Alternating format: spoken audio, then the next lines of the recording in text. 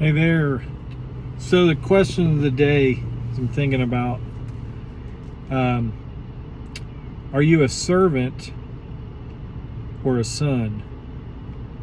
And I say that and you think, well, I'm both, right? I mean, I serve God, and if that's your answer, I don't really know if some people might say they're a servant. And it's funny that it sounds right. It sounds good. I'm a servant of God. Some people would be offended at the idea of saying you're a son, like a true son of God, even though the Bible clearly calls us sons of God. But yeah, between the two, and so when you study the Bible and you search servant throughout, especially throughout the New Testament, you just have to look at what the Bible has to say. Same with knowledge. If you search knowledge, it's amazing how you don't find positive references to knowledge. In fact, almost every time you find knowledge in the New Testament, it's connected to a negative. It's not a positive statement. So the idea of having knowledge, and so servant, looking up servant. I'm just going to go through some of the things I found about a servant, because it does sound good, right? To be a servant of God. One of the first things is it says, "And the servant abideth not in the house forever, but the son abideth forever." It kind of implies that they're both in the same house, maybe the same building, possibly a church. But it says the servant abideth not in the house forever, but the son abideth forever. Another reference to servant, it says, "My word has," where God's speaking, and he says, "My word has no place in you." It's interesting how that's worded, no place in you. Another one interesting, when you look servant up, you find this a lot, where it says, "O thou wicked servant, I forgave thee all that debt because thou desiredest me." That's in Matthew. Another one, "Thou wicked and slothful servant." And then on down it says, hypocrites. They're called hypocrites. Then another reference to wicked and slothful servant, Matthew 25. And it says, "Cast the unprofitable servant into outer darkness, where there shall be weeping and gnashing of teeth." And a lot of this is coming from Galatians, mainly chapter 4. And I'll keep going. And there is a difference, because in Galatians 4:7 it says, "Wherefore thou art no more a servant, but a son. And if a son, then an heir of God through Christ." So more on the topic of servants, that is the Bible's definition of servant. It says they're in bondage under the elements of the world, or it could be rudiments. This is talking about the world's religion, the world's system of religion, and you're in bondage under the elements of this world. And then another one says in Galatians, under tutors and governors. And then on down it says the weak and beggarly elements, whereunto you desire to be in bondage. Again, elements, rudiments. This is honestly, it's referring also to the verse in the New Old Testament that says, "There is a way that seems right to a man, but its way ends in death." That's what this is. This is what happens when the Bible is compared to anything other than the Bible, when the Bible is defined by anything other than itself. So if you take the words of the Bible and you define them through any other filter or any other connection other than letting the Bible define itself, then that's what you come up with, is the rudiments of this world. On down it says, "Subject to ordinances." And this is interesting. So we're talking about the servants. They're subject to ordinances.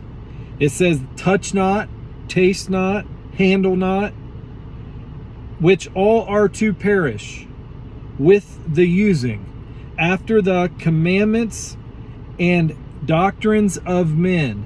Commandments and doctrines of men is the Bible being understood and explained through a man, and it's his doctrine.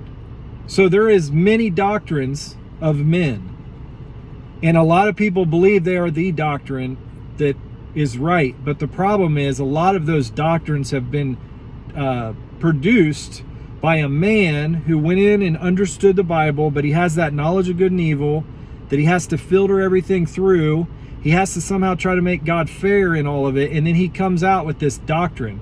And although it might have Bible references, it is a doctrine of man, because it is man using the Bible to come up with his own explanation for how God deals with us. But it's not man's job, and the Bible defines itself. It doesn't need to be created by a man. And so doctrines of men is just that. It's doctrine that if a man has came up with. So then this says, and this is interesting, so we're talking about a servant. We're talking about the wicked and slothful servant. It says, which things have indeed a show of wisdom.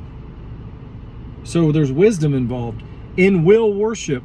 So there's worship involved. And humility.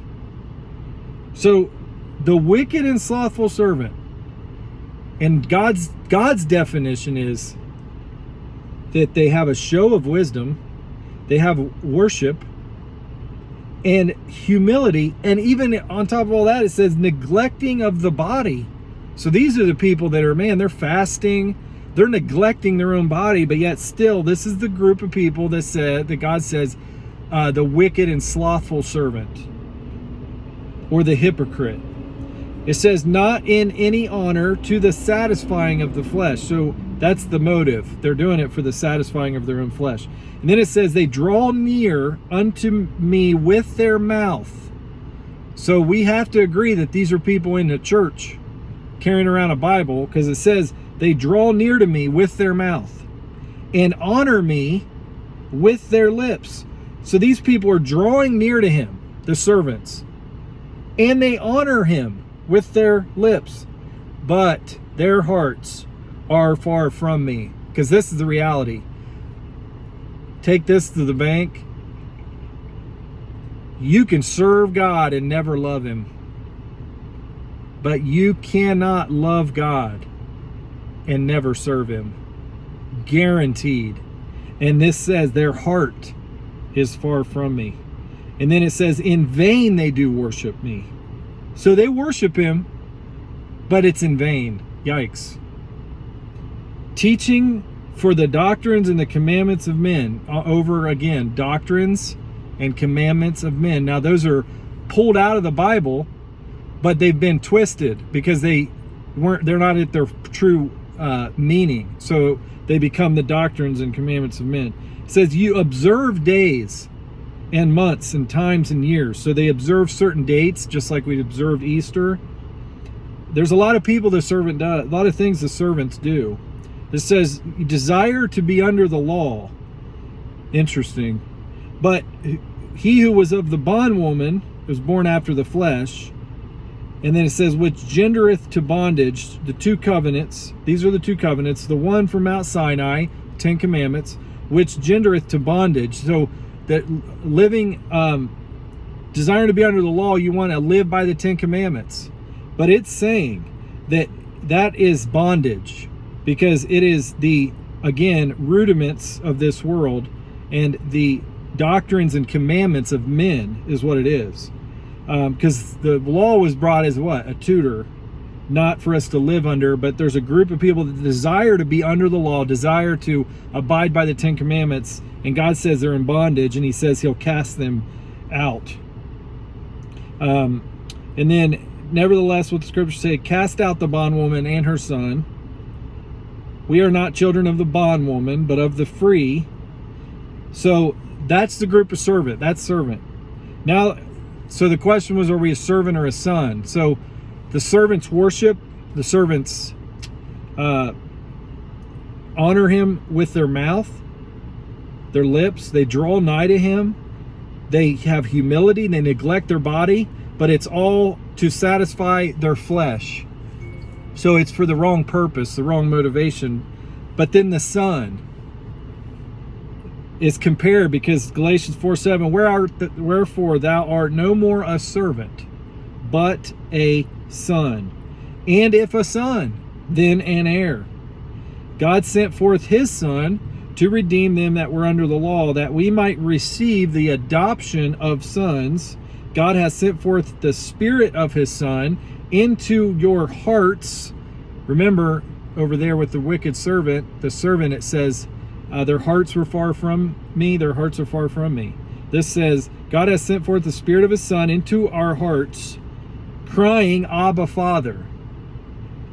But now, after ye have known God, or rather are known of God, so after you have known God, or rather, better yet, are known of God, because according to Matthew 25 in the judgment, God separates the sheep from the goats, and his verdict to the goats was, I never knew you. These are the goats we're talking about. The servant is the goat, the wicked and slothful servant, the hypocrite, the one who honored, worshipped, neglected his body, and drawed himself close to God, and honored with their lips, but their heart was far from him. That's the servant. But the Son, now that after you have known God, or rather are known of God, until Christ be formed in you, but Jerusalem is above, which is above, is free. Now we, brethren, as Isaac was, are the children of promise. Children of promise. The promise is that we're God's son. The promise is that we're forever sealed, that we're in his family no matter what, that we are his son, not his servant. Big difference. But as then ye that are born after the flesh persecute him that was born after the Spirit, even so it is now. So then, brethren, we are not children of the bondwoman, but of the free. So we are a son. If we're a son of God, then we're free. Jesus said, I came that you might have life, have it more abundantly. The truth will set you free. That's what a son experiences. And like I said, a son will always serve. But a servant, not all servants are his sons. All sons will serve. All sons will be his servants because they're his son, because he loved them. He first loved them. We love him because he first loved us. So we will be a servant if we're a son. But there is many servants that are not sons. And the question is, which one are you? Because it makes all the difference. Even though it sounds good to be a servant, God doesn't want servants. He calls servants hypocrites. He calls them wicked, slothful, because he knows that servants are doing everything in their own strength, in their flesh. It says, for the satisfying of their flesh in Colossians 2:20. That's the purpose why they do what they do, is satisfy their flesh. So again, this definitely points to the fact that these nails don't have reverse, because when you're a son of God, you're a son of God. You have everlasting life. You aren't hoping to get everlasting life. You have it. You have it. You own it. You are eternally secure. These nails will have reverse. See ya.